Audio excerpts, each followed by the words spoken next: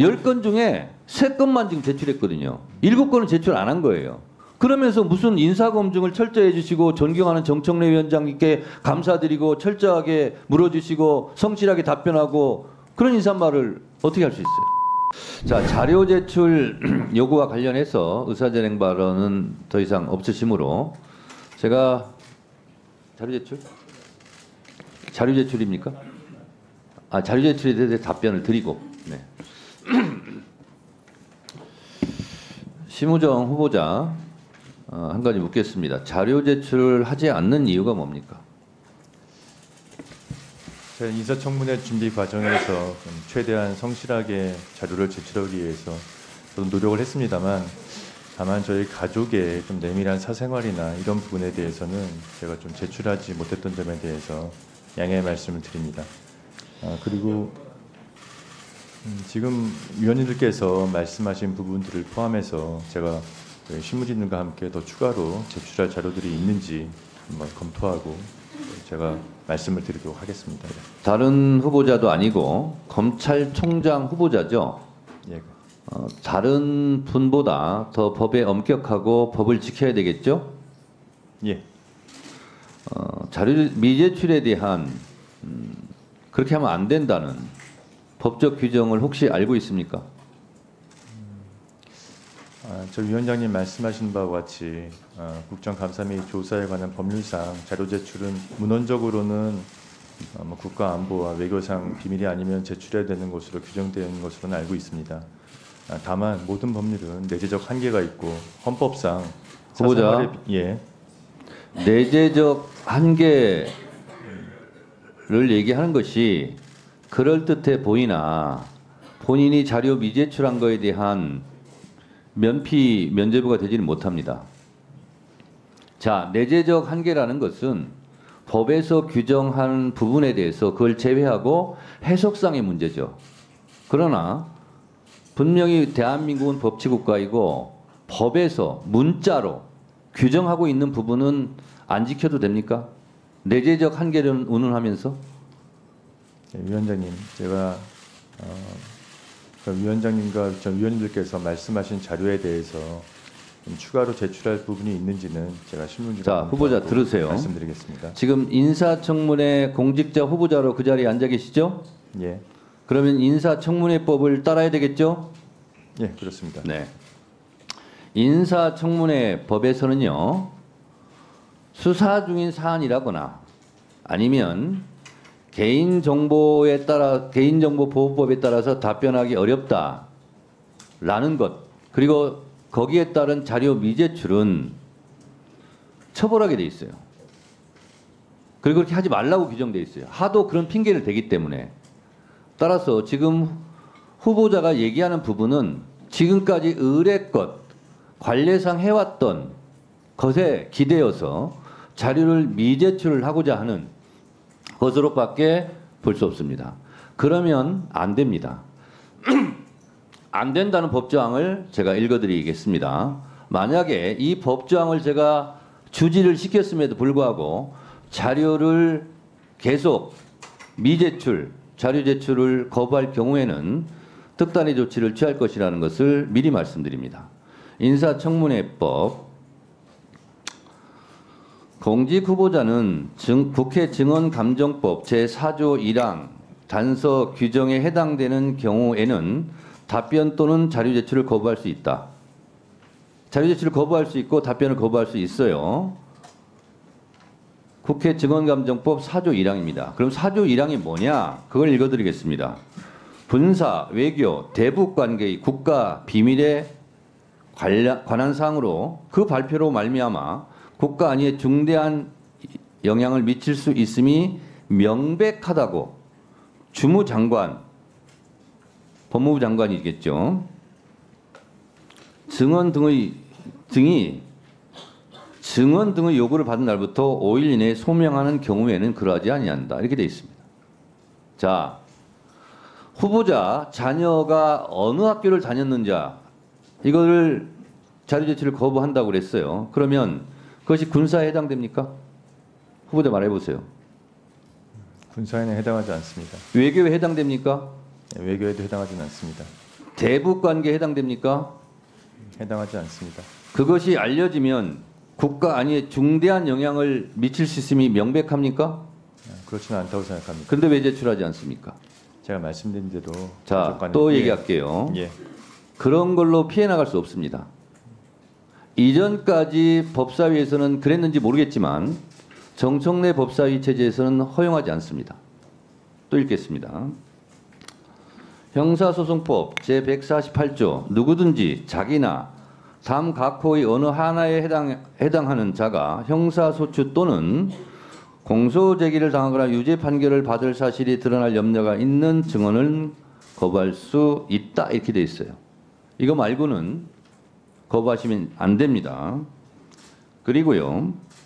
형사소송법 149조는 직업상 다른 사람의 비밀을 알았는데 그것을 공개할 경우 타인에게 피해가 줄 경우는 증언이나 자료 제출을 거부할 수 있겠죠.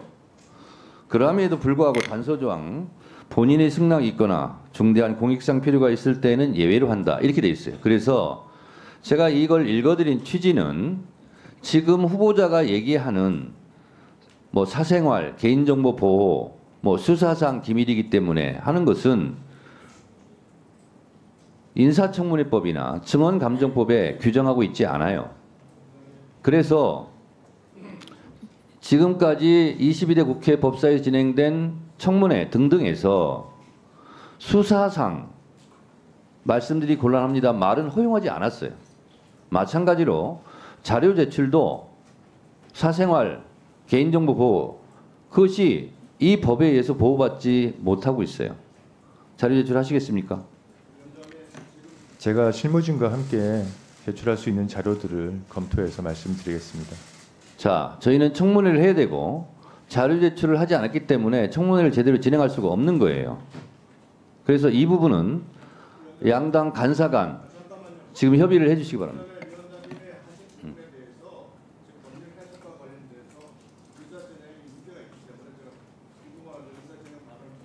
네, 의사진행 발언하세요. 위원장님께서 지금 국회에 관련된 인사청문회법 관련 규정을 말씀을 하셨습니다. 그런데 인사청문회법 제19조를 한번 보시면요. 위원회 구성과 운영, 인사청문회 절차 운영 등에 관해서 이 법에 규정한 사항을 제외하고는 국회법, 국정감사 및 조사에 관한 법률, 증언감정 등에 관한 법률을 준용한다. 이렇게 되어 있습니다. 그러면 여기에서 관련된 규정이 준용을 한다면은 그 인사청문회 국정감사법 제8조를 보시면 감사 조사의 한계, 감사 또는 조사는 개인의 사생활을 침해하거나 계속 중인 재판 수사 중인 사건의 소추에 관여할 목적으로 행사되어서는 아니 된다. 이것이 운영과 관련돼서 준용이 될 수밖에 없습니다.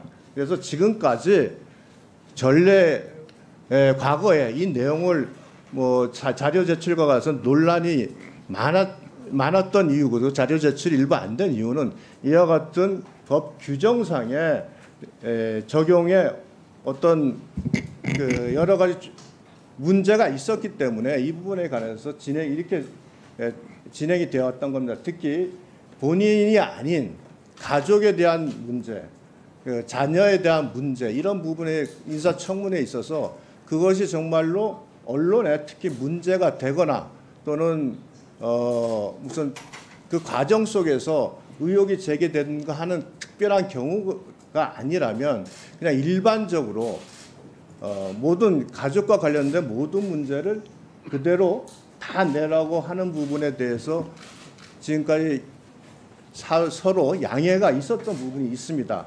또한 재판 또는 수사 중인 사건과 관련된 부분에 대한 자료를 요구할 때는 지금까지 준용 규정에 근거해서 지금까지 감사 청문 피의 대상 기관에서 이 부분에 대해서 자료를 제출하지 않은 부분이 있기 때문에 이 부분에 대한 해석이 문제가 있어서 지금까지 진행된 것이지 일방적으로 과거의 법사위나 다른 상임위에서도 법에 근거 없이 이것이 이루어진 게 아닙니다.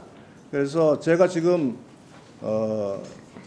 우리 후보자 측에서 낸 자료 중에 일부의 자료에 대해서는 아마 이 지금 감사법 제8조에 근거해서 자료 제출을 내지 않은 것으로 알고 있습니다.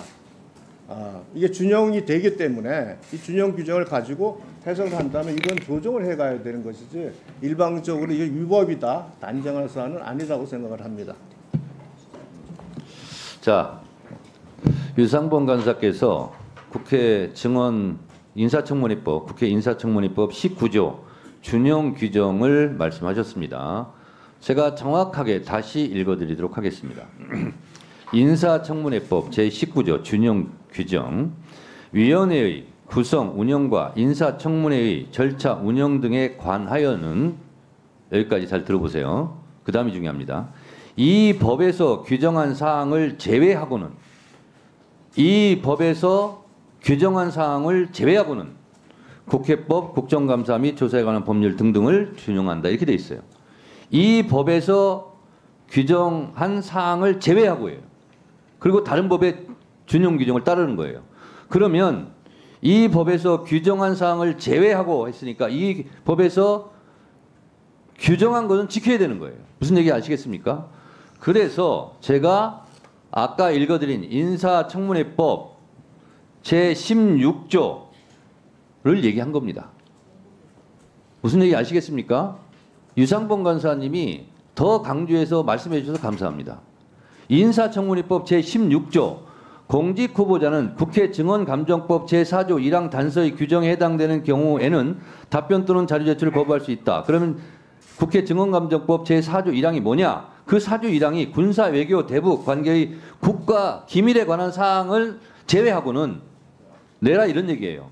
이건 해석의 요지가 아니라 써 있어요, 글자로. 자, 자, 됐고요. 잠깐만요. 자, 조용히 하세요. 잠깐만요. 자, 다른 분들 다 조용히 하세요. 자, 다시 한번 말씀드립니다. 유상범 간사님께서 말씀해 주셔서 더 뚜렷하게 선명하게 됐는데요. 인사청문회법 제19조 인사청문회 이 법에서 규정한 사항을 제외하고는 다른 법을 준용한다. 그럼 이 법에서 정한 것은 지켜야 되는 거예요. 그래서 인사청문회법을 제가 아까 읽어드린 거예요. 다른 것을 준용하더라도 인사청문회법 제16조에서 규정하고 있는 걸 지켜라. 근데 예외가 있다. 그것이 국회 증언감정법 4조 1항이다. 그러면 4조 1항은 뭐냐? 군사 외교 대북 관계 국가 기밀에 관한 사항으로 그 발표로 말미암아 국가 안에 중대한 영향을 미칠 수 있음이 명백한 경우를 제외하고는 다 제출하라. 라는 거예요. 그렇잖아요? 그래서 잠깐만요. 그래서 다른 후보자도 지켜야 되지만 특히 법을 다루는 검찰총장 후보자이기 때문에 이 법을 위반하면서까지 자료를 제출하지 않을 경우, 만약에 검찰총장이 됐을 경우 법을 위반한 사람을 잡아갔어요. 그 잡혀간 사람이 아니 검찰총장도 보니까 국회 인사청문회법을 안 지키던데요. 검찰총장은 왜 안 지키면서 나한테는 지키라고 해요? 이러면 할 말이 없잖아요. 그래서 법 준수에 모범을 보여야 돼요. 그렇지 않으면 검찰총장으로서 직무를 수행하기가 상당히 어려워집니다. 왜? 본인은 검찰총장 출발, 인사청문회 때 인사청문회법부터 안 지켰기 때문에. 후보자 어떻게 생각하십니까? 제가 제출할 수 있는 자료에 대해서 또 추가적으로 검토를 해보겠다는 말씀을 드리겠습니다. 자, 추가적으로 제출할 자료를 검토하지 말고요. 이것만은 못 제출하겠다 하는 게 있습니까?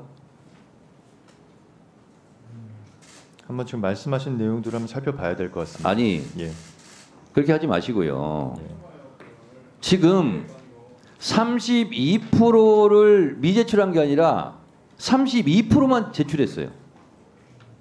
10건 중에 3건만 지금 제출했거든요. 7건은 제출 안 한 거예요. 그러면서 무슨 인사검증을 철저히 해주시고 존경하는 정청래 위원장님께 감사드리고 철저하게 물어주시고 성실하게 답변하고 그런 인사말을 어떻게 할 수 있어요? 위원장님, 제가 32%만 제출한 게 아니고 제가 한번 확인을 해봤더니 자, 그래서 양 간사간 지금 협의를 해주시고 자료를 이렇게 미제출을 70% 정도를 미제출한 했을 때 우리 인사청문위원들이 어떻게 청문회를 하겠습니까? 청문회를 하기가 어렵습니다.